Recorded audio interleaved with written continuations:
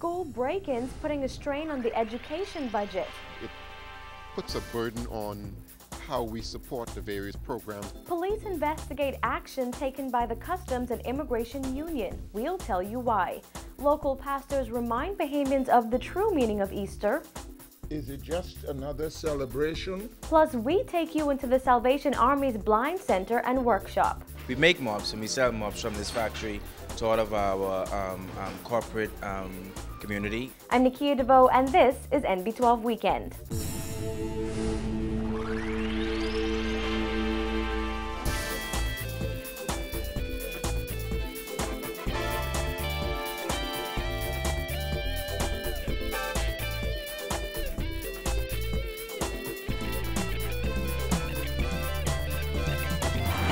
Happy Easter Sunday, everyone. Thanks for spending it with us. The Director of Education speaking out about the spike in school robberies and vandalism over the past few years. As our Vonig 2 tells us in this report, the attacks are having a negative impact on the Ministry of Education.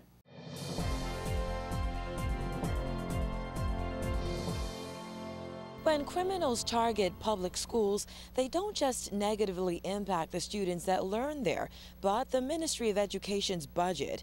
Education Director Lionel Sands revealed that the ministry does not have a budget for repairs needed after break-ins. He says they're forced to pull that money from other important areas. We have to go and take monies from places where we've earmarked other things, and so that's why it's very, very important for us, because the monies are earmarked for special things, and when we take that money to do repairs that are not considered a part of the special, then it puts a burden on how we support the various programs and plans that we have for the Department and Ministry of Education. The most recent incident occurred Tuesday at Doris Johnson Senior High School. A school security officer was tied up and blindfolded before being beaten by 4 masked men during an armed robbery. Just 2 weeks before that, 2 security officers at C.V. Bethel High School suffered a similar ordeal, not to mention the thousands of dollars in damages. Last year, several classrooms at the Carlton E. Francis Primary School were broken into and damaged.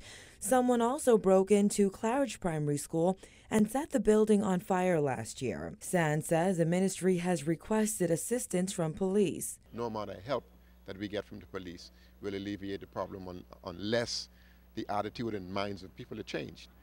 Because you could surround a school with all of the police that you need to surround the school with. If someone is intent on wreaking havoc, they will do it. They will find a way to do it, but we do our best to prevent those things from happening. However, the director says the ministry is still doing all it can to beef up security.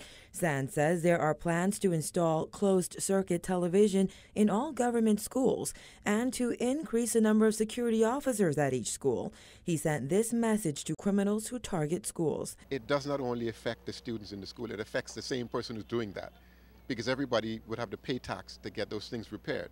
And so the criminal would also have to pay for it. In terms of you have to pay taxes, and if the criminal is caught, not only have you have to pay taxes, but you have to face the consequences of the action. And so the message is, whenever these things happen, it affects all of us. And the bottom line is, that's why we need not to do those kinds of things, because we don't want to be affected in a negative way. Reporting for NB12, I'm Vonig 2. Over the past few days, members of the Bahamas Customs and Immigration Allied Workers Union have carried out protests at several locations on New Providence. But most recently, industrial action caused a stir at Lyndon Pindling International Airport on Good Friday. Though much of the fuss has died down over the past day or so, police revealed they're looking into claims that union members may have illegally blocked other airport employees from reporting to work Friday morning. This according to Assistant Commissioner of Police Leon Bethel, who says police are keeping a close eye on the union's actions. We have had reports that earlier that there was some attempt, and we are going to talk to persons, some attempt to prevent persons from coming to work. We got a report that some persons were blocked from going into work at customs, and that's not going to happen no more. The decision to strike comes as union officials push to resolve an industrial agreement that has expired since 2009. On Friday, they expressed displeasure over the heavy police presence, but Bethel insists investigators are just making sure protests remain peaceful. He adds that investigations are still ongoing into another alleged incident at the airport on Friday. The scene that played out on Good Friday was similar to what happened a day earlier, as teams of police officers were stationed at each of the locations where customs and immigration officers were protesting. But on Thursday, officers manning the customs warehouse seemed to face the biggest challenge when customs officers used their cars to block up the entrance, then refused to move from the gate, preventing customers from accessing the property. Some of those vehicles were eventually towed, while others were moved by their owners. Well, this weekend, church parking lots and pews were more packed than usual, and that didn't go unnoticed by several local pastors who preached messages of unity, considering what they say are myriad of issues that threaten to tear the country apart. Our Jasmine Bonamy has their plea for unity in this next report. Thousands of Bahamians are expected to head to church this weekend, and a group of local pastors are sending out a unified message.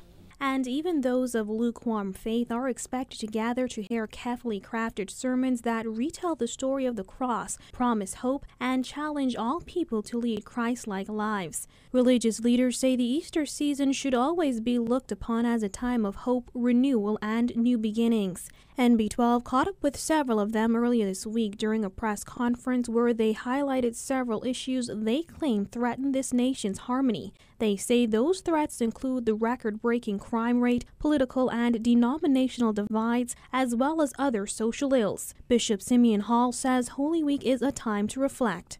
How do we make sense out of what we celebrate? Is it just another celebration? Or are we to the point where we can live out, flesh out? The Word became flesh. Passion Week. Some people call it Easter. Passion Week, Passover, in its theological meaning, has to do with God has spent himself on our behalf. We should spend ourselves for one another. We should seek by which ways we can, with our faces differ, our political views differ, even our denominations differ, but yet we recognize our common humanity. Pastor of Logos Life Center Daniel Small says while Holy Week is a time that has long been a staple of Bahamian history, its popularity has dwindled in recent years. We have to be careful because there is a culture among the young people where church isn't the in thing. And so the church must do more and make more inroads into the younger part of the society. But I do think it is still holding its ground. Easter is still holding its ground. The pastor's comments came moments after a press conference when the body of Christian leaders insisted the illegal drug trade is fueling the high crime rate. Despite many of the challenges facing Bahamian society, the pastors strongly believe there is hope. I think we should reflect on the great opportunities I said earlier. I think we miss that element, that this is a tremendous opportunity to share with people that you can change your life. You don't have to keep on going downward. Jesus has made it possible for an individual, any individual, race, color, class, creed, nationality, any individual can buy into this and have his life turned around and live a life that is super. Reporting for NB12, I'm Jasmine Bonamy. Anglican Bishop of the Bahamas and the Turks and Caicos Island, the Right Reverend Leish Boyd, delivering his Easter message yesterday. The bishop said the resurrection message is so timely today and particularly important for both countries, where so many people are under pressure and experiencing a sense of hopelessness and powerlessness. Issues like crime, feeling unsafe in our own home and neighborhood, unemployment, the economy, political uncertainty in the face of upcoming general elections in the Bahamas, the constitutional and governance concerns in the Turks and Caicos Islands, illness, family crises, personal tragedy, a feeling that no one cares. He says that in the face of those real challenges, religious leaders of both nations should pay particular attention to the Easter message. He had this to say to Christians. The church needs to present the gospel and the risen Christ through our witness. Christians, let us believe that God is in charge of his world and is present in his world, even in the most difficult circumstances. He is there, and he is with us, even when we feel that he is absent or far away.